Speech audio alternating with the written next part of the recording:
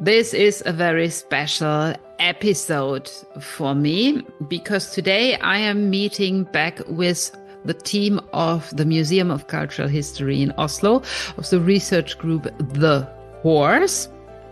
We have Karoline Kjesrud back on the podcast together with her Søssa Jørgensen from the research team and Bent Branderup, Master of the Academic Art of Writing. Together with me, we are all reflecting on what have we learned during this collaboration, how was it to test artifacts in practice, and what is the outlook for the future. I really enjoyed this collaboration. I hope you enjoy it as much too. Welcome, everybody. It's so nice to have all of you back on the podcast. We are now, let's dive in directly. We are now 2 weeks post-event in Oslo. And we can't expect that all our listeners have been joining for the first episode. So, Karoline, I would just like you to ask you to just outline the project a little bit, that everybody can follow us. Yeah, thank you. We have started a new initiative at the Museum of Cultural History, part of the University of Oslo, and gathered a group of scholars working with horses from their different perspectives. So we have initiated this research group about horses, and particularly about horses in Norway. We will start with that, of course, with comparisons to the continent and other sources abroad. But the aim is to learn more about horses in Norway and the history of how people or human and horses interacted and have shared lives, and how they have lived together and worked together through centuries. So we have started now to investigate especially the history of riding in Norway, and we will look into different aspects connected to that. So in this research group, just to say that is an interdisciplinary group of scholars with archaeologists, art history artists, and photographs, conservators, and design historians, specialists in literature, and there are many different disciplines involved in this group. So we are actually trying to work very broadly to find out more about the horse-human history in Norway. And for this event, or for the event that we now just shared together when we were all in Oslo, we especially had a look at artifacts from the Osberg ship burial. Is that correct? Yes, that's very true. We have this very special grave in Norway from the Viking Age, from Oseberg. It was a burial in 834 in the Viking Age. 2 women were buried in this grave, together with 15 horses, 2 oxes, 6 dogs, and a lot of different equipment, 2 sledges, a carriage, and there are some furnitures, some food, buckets, everything you can think of in a daily life in the Viking Age. And this burial took part in a ship, or everything was buried within a ship. And the ship has, of course, been most famous during history. It's very well preserved, and it's richly decorated and ornamented, and it's a beautiful craftsmanship. And within this ship, it was also a burial chamber where those 2 ladies were they were placed in this burial chamber with some personal belongings, and among those personal belongings also a very curious saddle. And that saddle caught our attention at the event 2 weeks ago. Yeah, and on that saddle we will we will dive in a little bit later, a bit more deeply. That was really, really interesting. So a question to Søssa. Søssa, for you as a horsewoman and an artist, how do you see the bridge in between the ancient and modern horse culture there? So the purpose of the research group, basically, that brings you in. Well, that's a kind of a difficult question. But because it's been kind of a fashion, let's say, the last 15 to 20 years to bring artists into research. And then it can be that the artists are a part of to research a topic that is not necessarily a part of their practice, kind of. So I've always been looking at that and thinking, okay, what will they achieve through that? But but when Karoline asked me to join this group, I felt that kind of I was representing the whole of me, like not only the artist, but also like the horse person. So then I kind of felt that I had two legs to stand on instead of one. And yes, that makes sense. yeah. And then I realized when the group are together and we look at things, like we look at images or we dawdle around practical things, then I feel that these two sides of my kind of knowledge is playing in and can have some relevance in the context. Yeah. Yeah, that absolutely makes sense. And Bent, what drew you into this collaboration? I was, of course, interested in the perspective into the practice. And when we see a saddle, how was it used? But also with the view out into the world and see, are there things in the world matching it? Is it unique? Is it made for a certain purpose that did not exist anywhere else? Or is it just a part of a whole, I would call it Indo-European heritage? And the correlation to people moving around in Europe. So we often see local as very local, but must remember that these people had contacts all over the world, or the known world.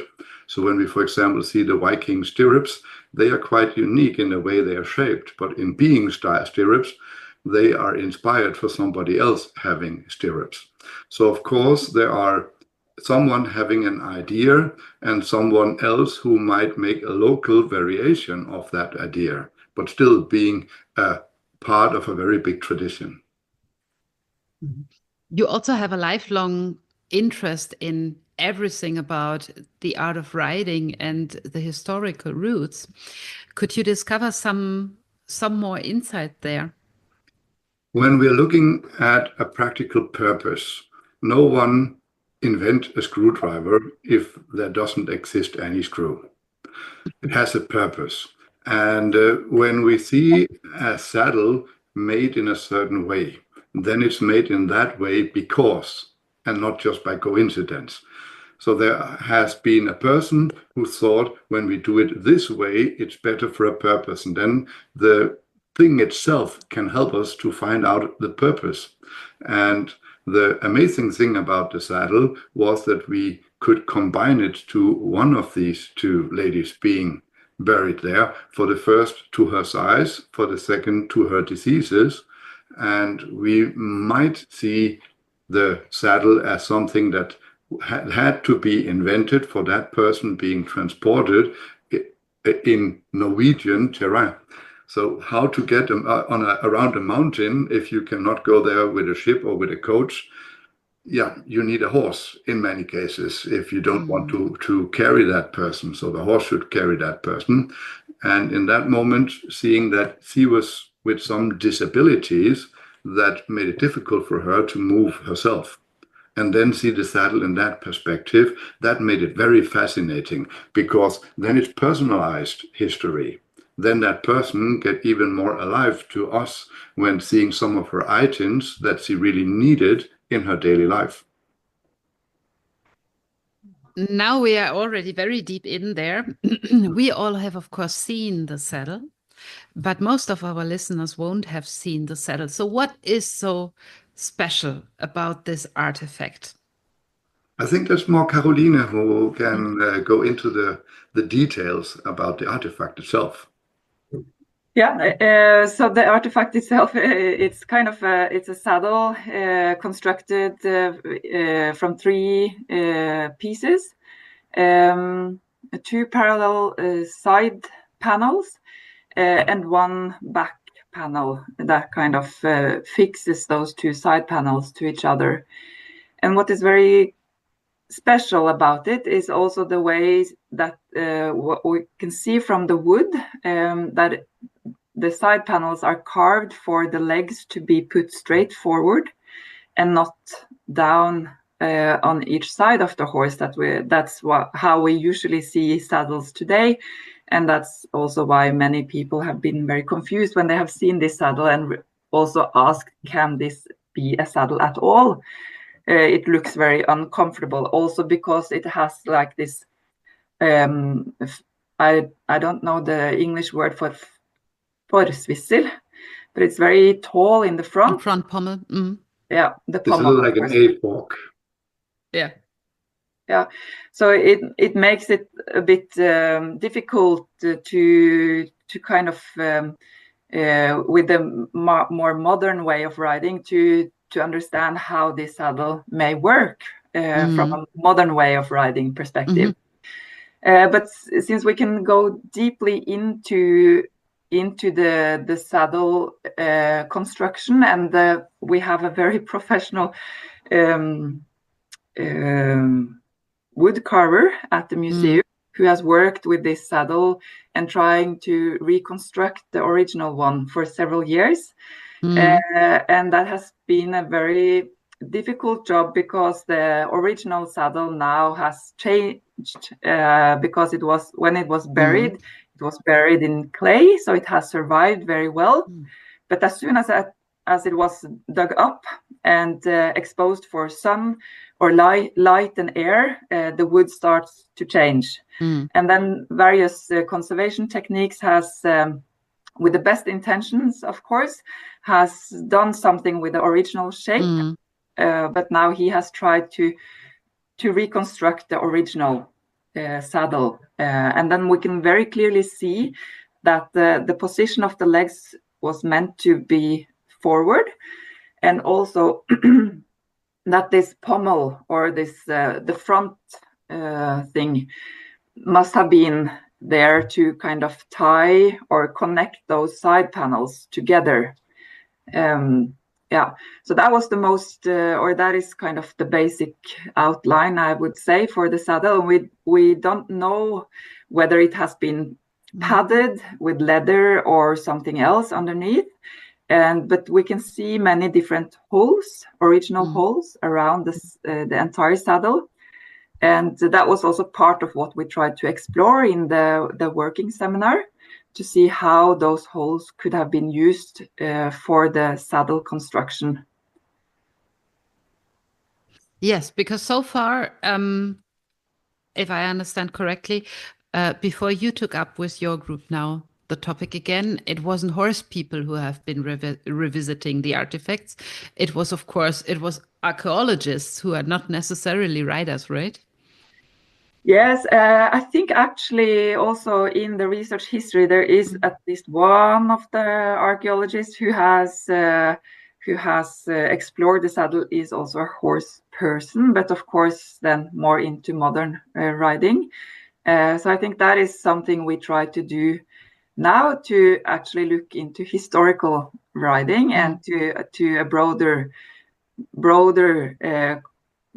kind of comparison ground than only Norway Viking Age saddles, because then we only have 2 fragments. So it's not very big group of, or it's not a very big group to compare with. So, but to dive into the more historical ways of riding, and also into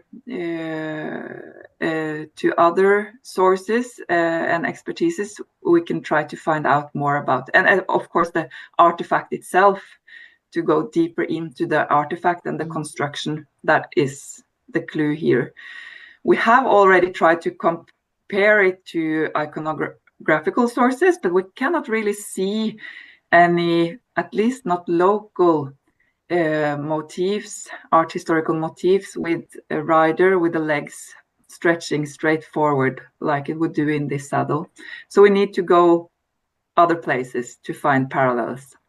Parallels. Mm-hmm. Yeah, and that is, I think, what we gained from this working together, that we could share the expertises and knowledges and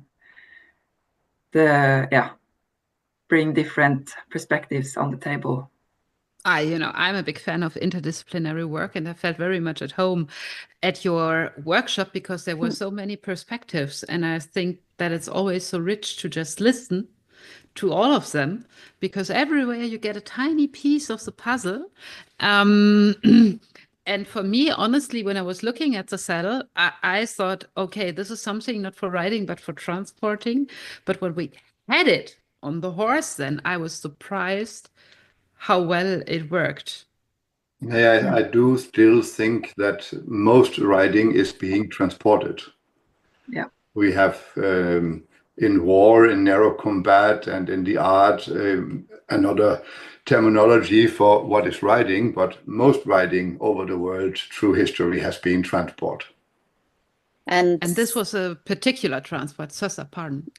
Yeah, and if we think about the role of the woman who was transported, if she was some kind of shaman or priest, and since I've lately been thinking a lot about Sami culture, then I start to think about, of how practical are, I mean, the items that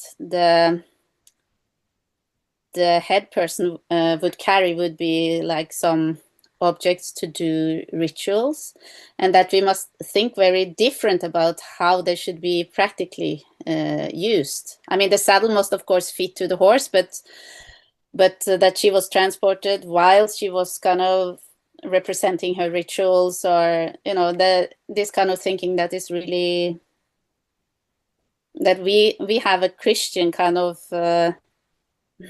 carpet over our imagination. So I start to think about in the Sami culture, the Nwai, the shamans are more alive, and that other places also, if you travel east from northern Norway, then you also run into shamans that have horses in their practice, so this kind of thinking will be also very interesting to bring along in the next step of these investigations.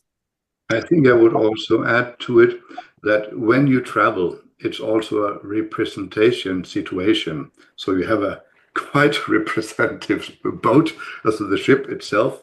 You have some coats being very beautiful with carvings. We have 2 sledges and all of them being very beautiful. So it is a way of being transported in with a certain dignity, and that people expecting this lady to come with kind of dignity. He's not just coming by foot or being carried there, that there is something more in transport in the way you represent yourself. When you come nowadays, we see with what car you drive into the parking ground, that also have more than just that you are transported there. It's a very good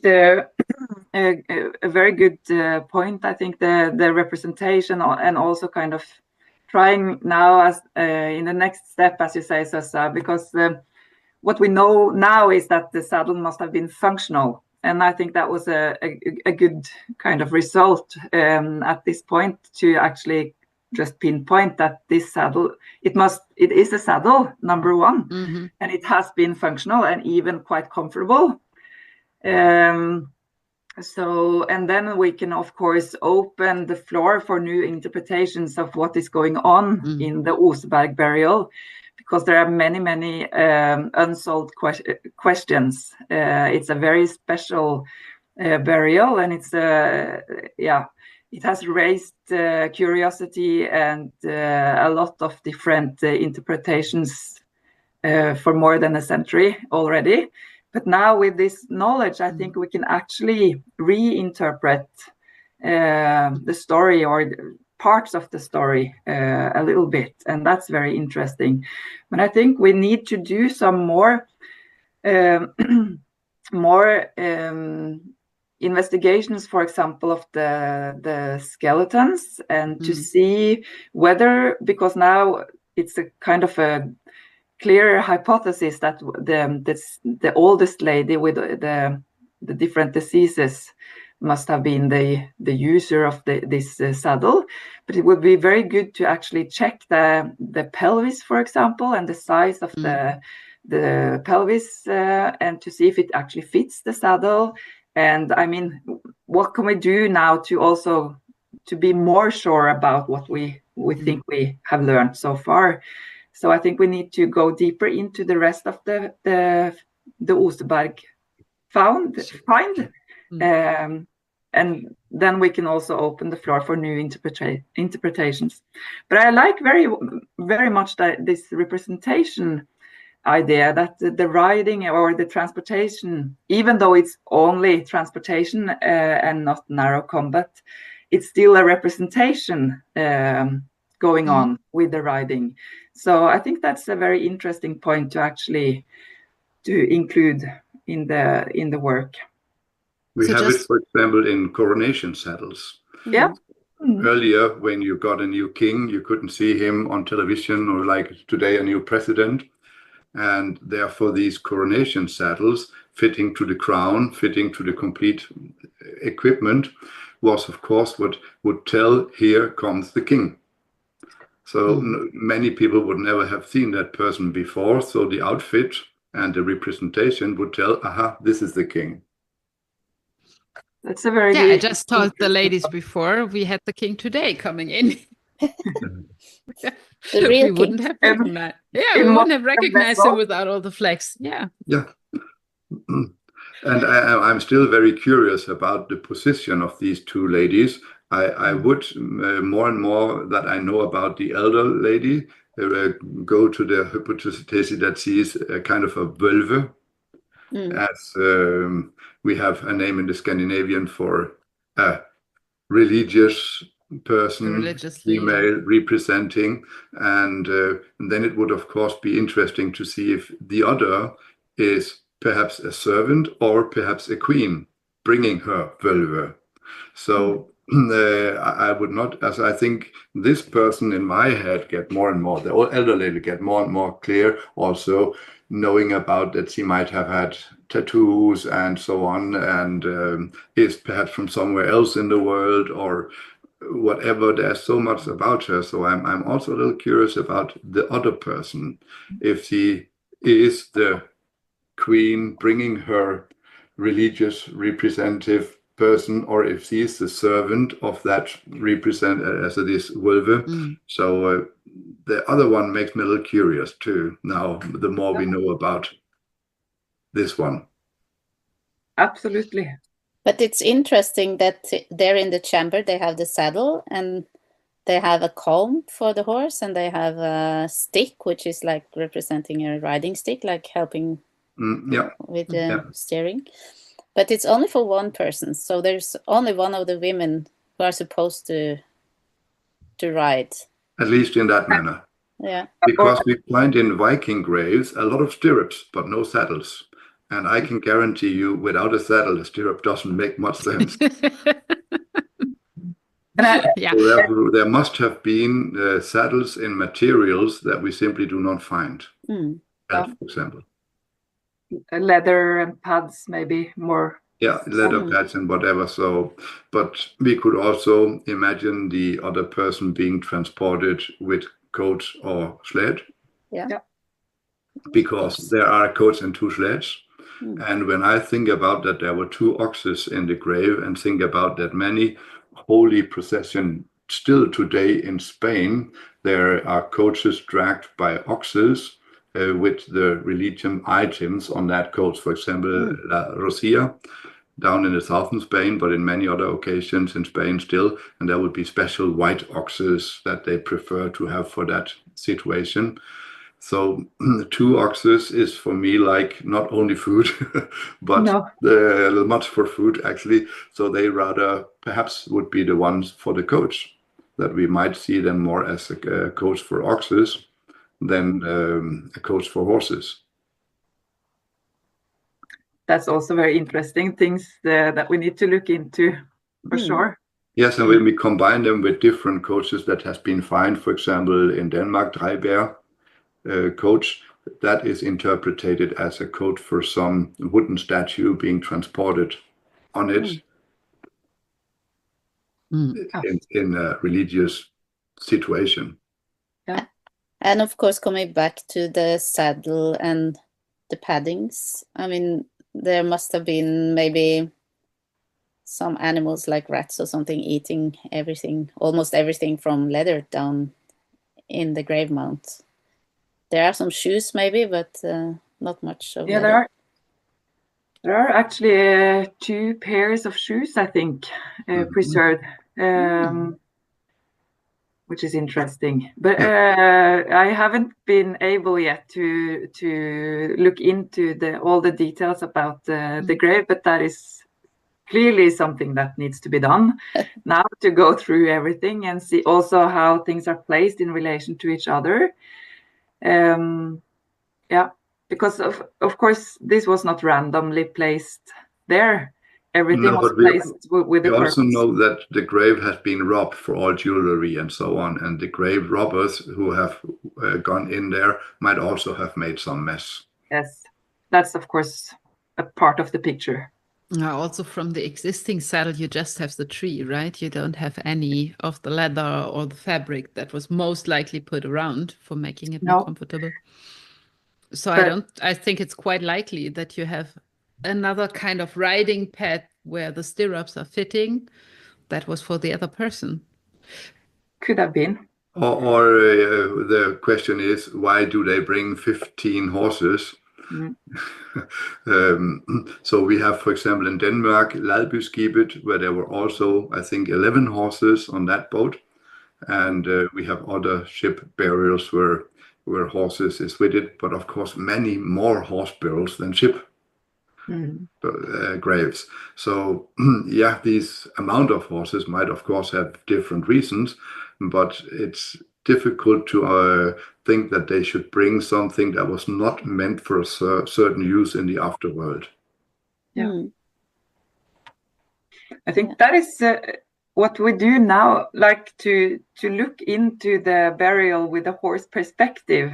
That is something new that will add to the knowledge we have so far.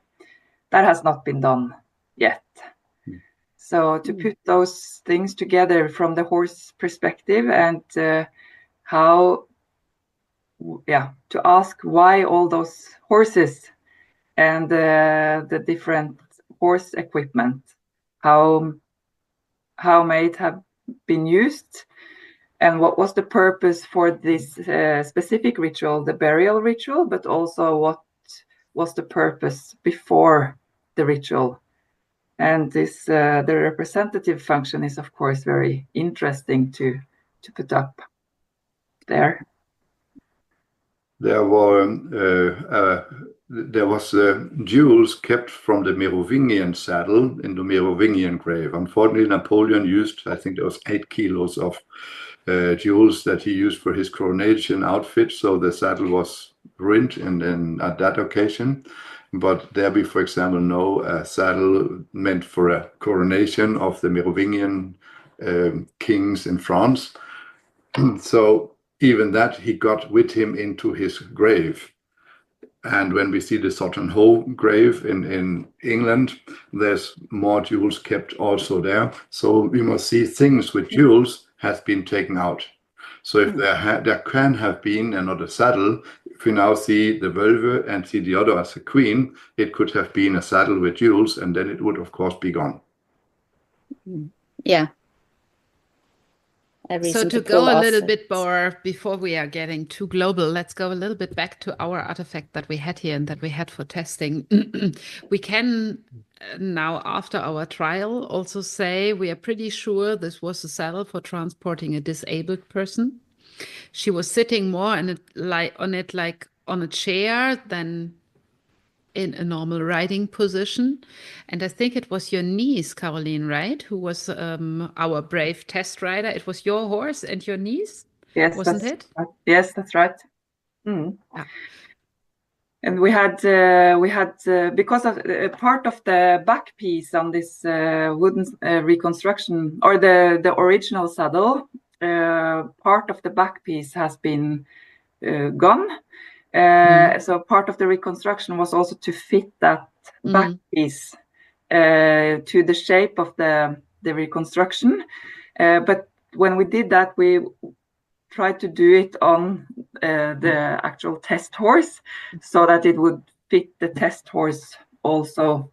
But we had the angles partly from the original measurements of the original saddle, but then we fitted kind of the size a bit, the width of the back piece to the horse that would carry it under a rider. So I think it was very interesting to see that part of the work. The horse is super sensitive, so he reacts very much to new things on his back. So ideally, I would have tried to put it on his back a longer period in advance.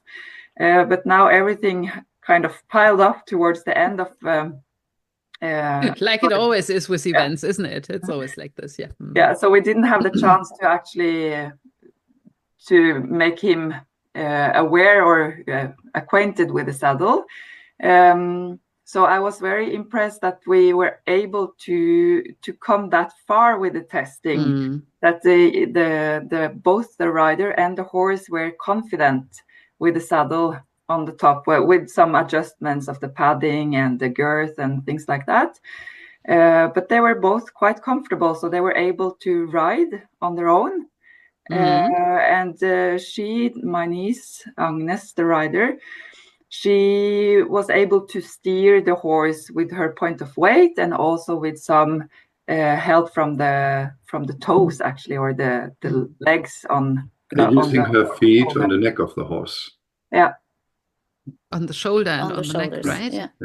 Yeah, exactly. So under your guiding, Bent, they have been testing, or we have been testing the saddle. Søssa just said we were running around this horse like Cinderella with her, with all the little helpers, that we were dressing him up, and then we put a rider on top, and that actually worked quite well. You made a few adjustments there that was making it even more easy.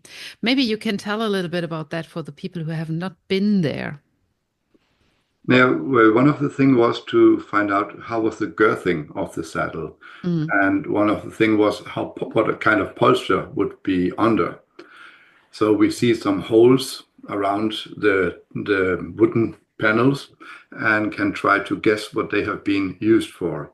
So some of them might have been used for a padding underneath, but we took just some felt, and actually the saddle was fitting quite well to the horse. So that must have been a horse kind of this size also that could have moved with it. And from different cultures we know of girth that are just put around the saddle, and we did that on the lower part. For example, the Spanish vaquero saddle doesn't have the girth fitted to the saddle, or the steel to the saddle is loose around it. And we tried some idea where to put it, and where we saw that there were a bigger distance between the holes, there could have been something easier coming through in that place, and that ended up fitting absolutely perfect with the girth position. And the saddle was so by itself placing the person that there were not much doubt about for her how to sit in it. But also when we tried it at the National Museum, all of us were trying to sit in it and found out it just placed us and was quite comfortable. So we got a comfortable back position, but one of the persons at the place was smaller, and as we knew the size of the elder lady in the grave, it was quite obvious when she sat in it that fitted her quite perfect. but also your niece didn't feel uncomfortable or have a doubt how to sit when she came into it. It just kind of placed the person. Which is, of course, quite important when we think about the saddle as being a saddle for a disabled person, that it really helped to sit. Yeah. A very safe and comfortable way of getting transported then. Yes, absolutely. Yes, absolutely. Made absolutely sense.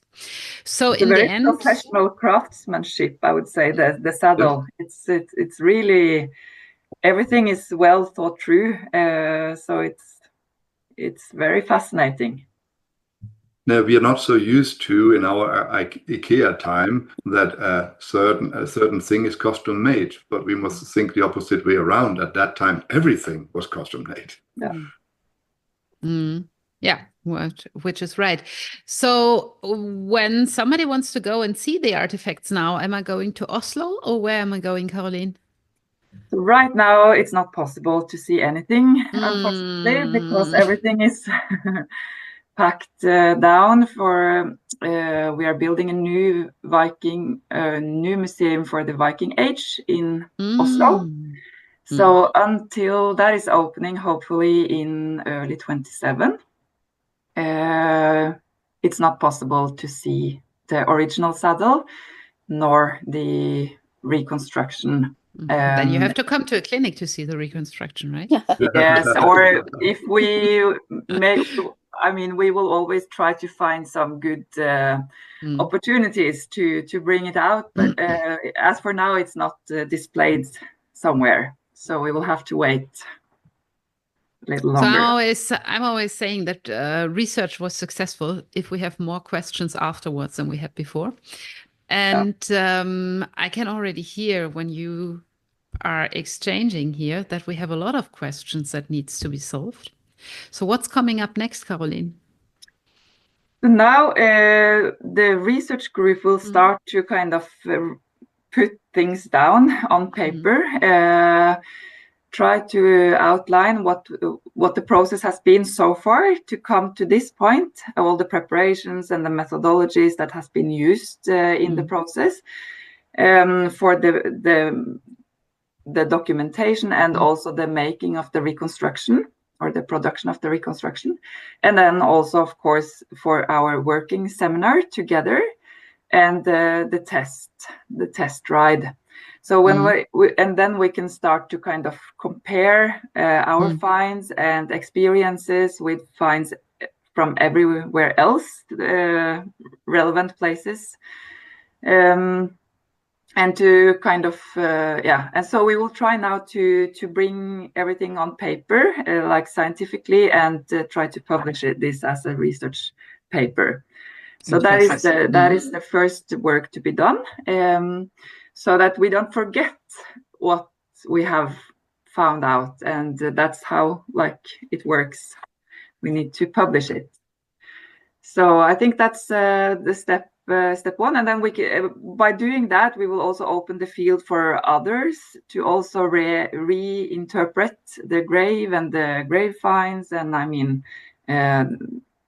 then it will be easier for everyone else also to make their own opinions about the purpose of everything in that grave. But you were already planning for next year. That we have a similar event next year, and that is very interesting. So I can see you are planning far ahead. Yes, because this saddle is not the only curious object we have at the Museum of Cultural History. We have a lot of both art historical and archaeological objects that we need to study to learn more about the past riding and horse cultures in Norway.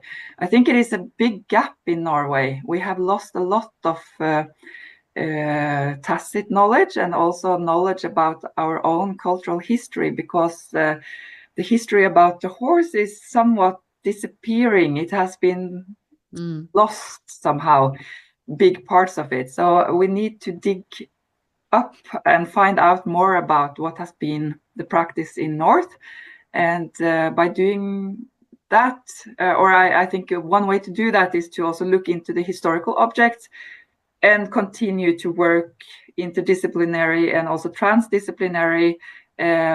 Science and sector meet together and try to find out through practice also how things have been used and for what purpose, and what can we learn about our horse human history in that sense. So we are planning already next year, as you say, a new seminar with both with the two of you, Bent and Selina, about tack and movability. So we will look into also some visual representations of how horses and humans are moving together, and also look into more, also kind of taking into consideration what kind of tack is used and what kind of purpose the tack has, and if the kind of the use of the tack represents some kind of knowledge, or if it's there without the original purpose being kind of used. So, so that is one thing we will prepare for, but we also have some other activities throughout the fall, this autumn, and also next semester. So there is things coming up in Oslo. Sounds very interesting, Bent. I'm pretty sure you will get, especially around equipment, a very interesting lecture together. That's your topic. Quite sure. And also sure about finding good relevance to things around the world. We are often seeing the Viking Age, for example, as very itself. But when we, for example, look out into the world, Karoline was coronated in year 800, this grave from 834, and seeing what happens out in the world, what is brought to Norway, what is already very old in Norway at that time, and where did Norway develop its own tradition around things. And I guess... Søssa, final words for you.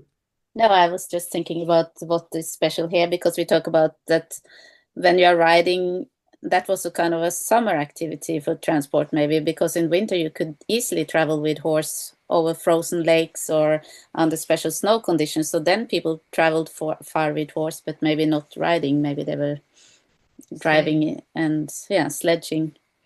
And then it was also easy to go really far, so to meet other cultures, so that we are not an island up here.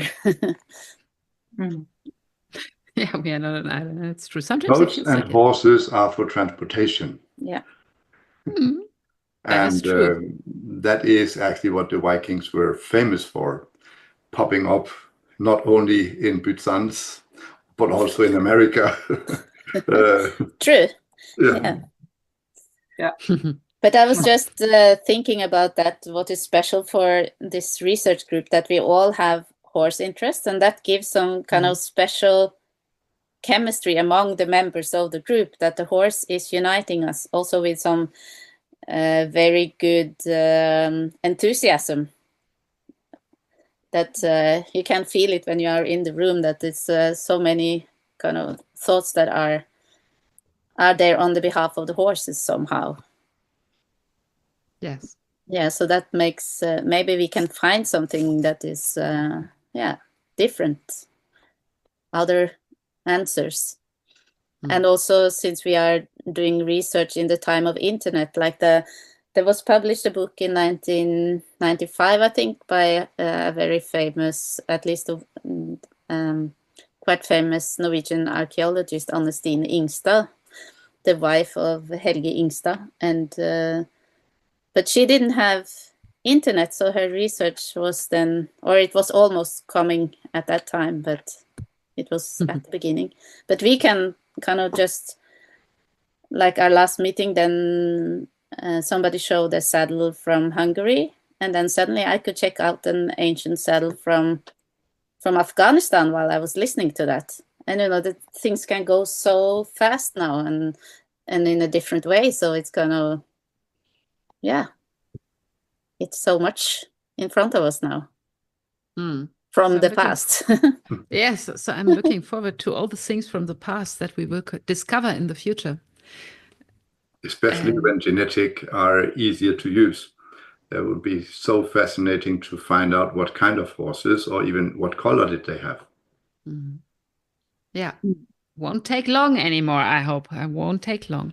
So thank you for today. I'm looking forward to keep in touch with all of you. Some are seeing more often than others. And at the latest next year in Oslo, we are first meeting at the Archaeological Museum for diving in deeper into the horse. And afterwards, Bent will again be in Norway and give a course about how today's practice with horses is looking like. Thank you, everybody. See you then. Thank you, Selina. Thank you. Goodbye. See you. See you. Thank you for listening to this very special episode. And you can hear when we are in one room, we can't hold back, even if it's only virtually. We are starting discussing things immediately. And that is what I so much like about interdisciplinary or multidisciplinary work. If you would like to join the discussion, you are very welcome. Send us something on social media or send me an email and I will definitely bring it back to the pod. You're also welcome to join the newsletter, then you won't miss the start of the ticket sale for the Bent Branderup course next year, 30th, 31st of May in Sarpsborg. And the day before, we are all meeting at the museum in Oslo. I'm looking forward to meeting you live and in person.